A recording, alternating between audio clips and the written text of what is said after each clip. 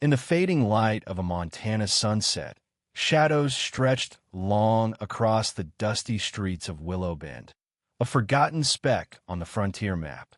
Jack Harlan, a grizzled bounty hunter pushing 45, paused outside Graves Mercantile when he heard the sharp smack of a fist against skin. Through the grimy window, he saw a burly man backhand a young woman with the indifference of someone brushing off dirt. Jack's hand twitched toward his revolver. 10 years on the trail had honed his instincts to spot trouble and decide whether to dive in or ride on. But the way she lifted her chin, eyes defiant despite the blooming bruise, hit him like a ghost from his past. It echoed the night he'd failed to protect his own family. Their gazes locked through the glass, her hazel eyes stormy with unyielding spirit. In that instant, Jack Harlan chose to step in, a decision that would upend their worlds forever. But could he outrun his demons, or was redemption just another mirage in this harsh land? Jack Harlan had long given up on fresh starts. His face, etched with scars from saloon brawls and frontier justice, told the story of a man who'd lost everything in a single bloody raid back in Wyoming. His wife, Eliza, and their boy, Tommy, were slaughtered by outlaws while he was off chasing a worthless claim jumper. Now, he tracked bounties for a living, known as Quick Trigger Harlan, in the Badlands name that cleared paths and silenced rooms. A $300 reward on outlaw Rico Valdez had drawn him to Willow Bend, but that slap pulled him into something deeper. Inside the store, Lena Swift River picked up scattered tins from a toppled shelf, her movements precise and guarded, the hallmarks of someone who'd learned to dodge blows. At 21, she bore the quiet strength of her Lakota heritage, though 4 years of indentured hell had carved shadows under her eyes. Useless squaw, Harlan Graves snarled, his meaty fist clenching again. That display cost me $3. You'll pay it back at $1 a month. Lena's lips pressed thin, but she stayed silent. Words had only ever earned her more pain. The silver locket around her neck, her grandmother's last gift, glinted in the dim light, a talisman of endurance she'd clung to through endless nights. Jack had seen enough. The door creaked as he entered, boots thudding on the plank floor. 6'2" of hardened muscle and quiet menace filled the space. His blue eyes scanned the scene. Her split lip, Graves' hovering hand, the thick air of fear. "Trouble here, friend?" Jack's voice was low, carrying the weight of a former deputy who'd enforced law in lawless towns before grief turned him rogue. Graves lowered his arm, smirking. "None of your concern, stranger. Just disciplining my help." Jack's gaze shifted to Lena, who paused mid-cleanup, shard in hand. Their eyes met again, and he saw resilience forged in fire, the same fire Eliza had shown when facing down her own tyrants. "Help," Jack echoed, the word laced with edge. "She owes me big," Graves puffed up. "150 for her pa's funeral costs. For years back, with fees and interest, it's over 400 now." The arithmetic of exploitation, Jack knew it well from border towns where power crushed the powerless. That evening, in the Rusty Nail Saloon, Jack nursed a rye whiskey, locals averting their eyes from the obvious injustice. It was Widow Ellis, the boarding house owner, who spoke up. "You're eyeing that girl, aren't you? Same look my late husband got before doing something brave and foolhardy." Jack grunted. "A man sees wrong. He fixes it." Ellis sighed. "Graves owns the sheriff and half the merchants.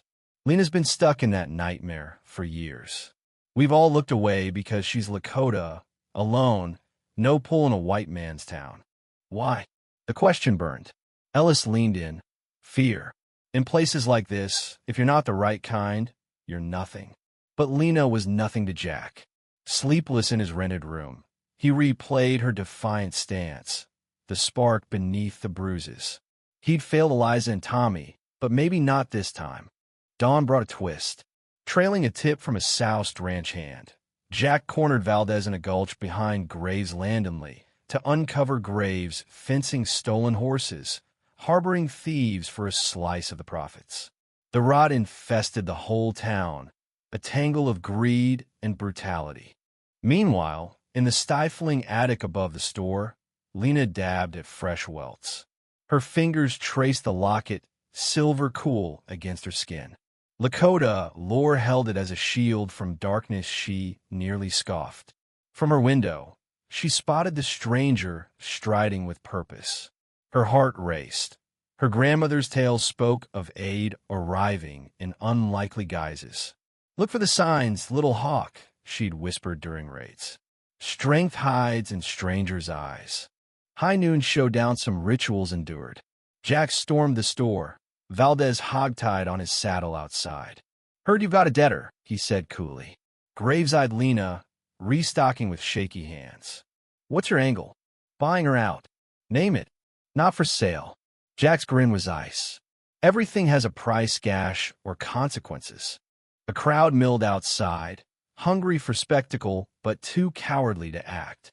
$500, Graves blustered, plus for meddling. Jack unfolded a telegram. "Chatted with the marshal last night. Debt peonage's illegal since '65 in the Montana Territory. Your paper's worthless." Graves flushed purple. "You don't know who you're crossing."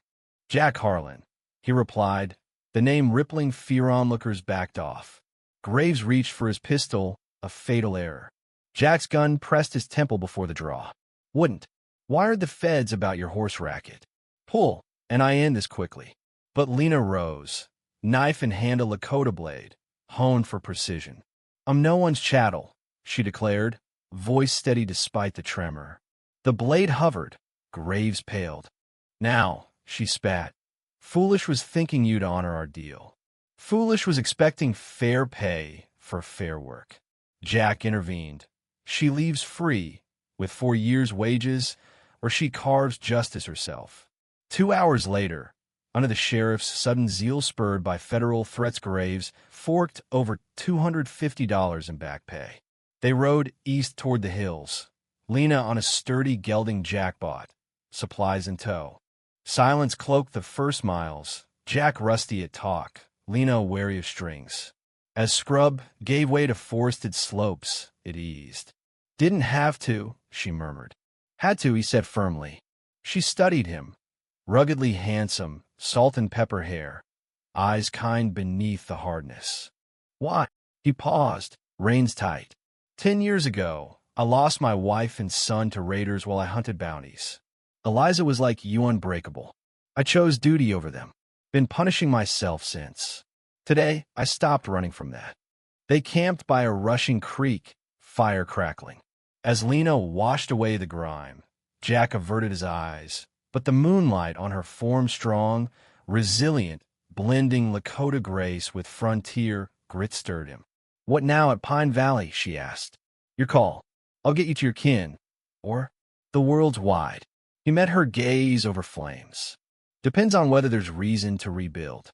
Embers low, she crossed to him not from debt, but shared solitude. Their kiss sparked with smoke and renewal, love-making tender yet fierce, two souls mending in the wild. Pine Valley Reservation sprawled like a scar on the plains. Agency huts, a post, a people clinging to roots amid encroachment. Elias Stone Eagle greeted them at the edge, eyes narrowing at Jack, measuring the white man beside the woman he'd courted in youth. "Lena's Swift River," he said in Lakota, sidelining Jack. "We mourned you lost." "Survived," she replied, dismounting smoothly. "And this pale face? Why you like stock?" Jack caught the bar but understood the ache. "Freed me," she said. "No strings." That night, in the longhouse, elders grilled Jack. Killed Lakota, Chief Running Bear demanded, face lined with decades of treaties broken. "As a lawman, I took down criminals any blood, but never innocents, never villages torched." "What of our daughter?" The air tensed. Elias gripped his knife. Lena held her breath. "Her choice," Jack said. "Stay or Gowith or without me." It defused the storm. 3 days, the chief decreed. Then leave, if she follows her path. Day 1, wary glances. Day 2, respect for Jack's rep, thawed the ice. Day 3. By the stream, he found her, beads woven in hyracine of roots reclaiming.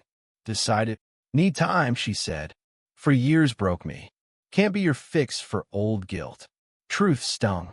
"A year," she urged, hands entwined. "If real, it'll wait."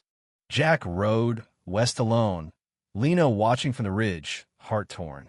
He could have begged, but love wasn't chains. Instead, he settled in Billings, buying a modest spread cattle, a fixer-upper with valley views, space for healing herbs if someone joined.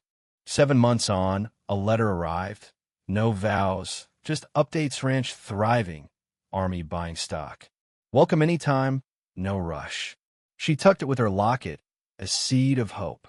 Winter thawed early, and with it, her resolve. Mounting up, she rode to Billings, finding him mending fences. "Time enough?" he asked, pulse racing. "Plenty," she smiled. They wed that spring under reservation skies, elders blessing the union. Jack hung up his guns, building a life of peace. Lena healed, blending traditions on their land. No ghosts lingered their love, forged in fire, proved unbreakable. What do you think? Should folks like Jack always step in? Or is it too risky? Share your take in the comments below. I'd love to hear your stance on justice in tough spots like this.